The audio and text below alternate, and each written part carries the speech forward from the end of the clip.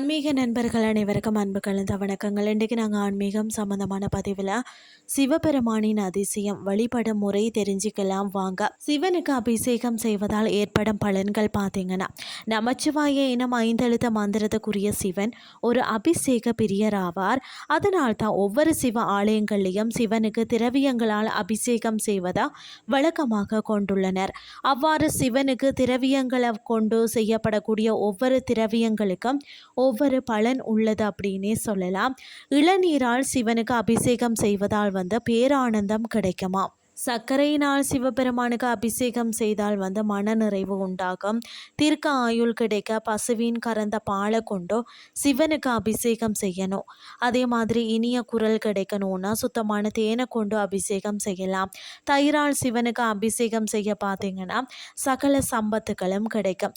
தூய நல்லெண்ணெயில வாசனை திரவியங்களை கலந்து சிவனுக்கு அபிஷேகம் செய்தால் நோயற்ற வாழ்வு கிடைக்கும். கரும்பு சாற்றால் சிவனுக்கு அபிஷேகம் செய்தால் உடல் வலிமை பெறும். அதே மாதிரி சிவனுக்கு பஞ்சாமிர்தத்தால் அபிஷேகம் செய்தால் சகல காரியங்களும் வெற்றி கிடைக்கும். சிவனுக்கு திரவியங்களை கொண்டு செய்யக்கூடிய ஒவ்வொரு அபிஷேகத்தின் போதும் வகை வகையான மலர்களை சிவன் தலையில வைத்து வணங்குவது சிறப்பான பலன்களை தரும்.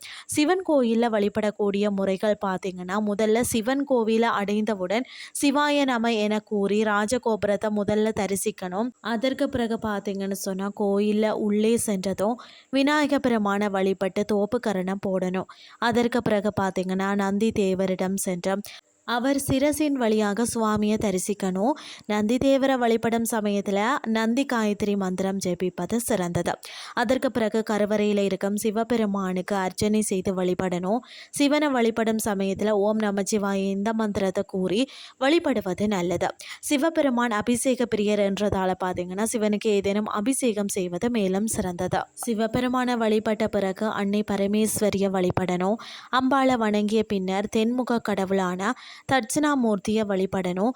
அந்த சமயத்தில் தட்சிணாமூர்த்திக்குரிய மந்திரத்தை கூறுவது நல்லது. அதற்கு பிறகு கோயிலை வலம் நவகிரகங்களை வழிபடலாம். பொதுவாக சிவன் கோயிலை வலம் வருகையில் 3, 5, 7 என்ற எண்ணிக்கையில் வலம் வருவது நல்லது. வலம் வருகையில் ஓம் நமச்சிவாய இந்த மந்திரத்தை ஜெபித்தவாறே வலம் வரணும்.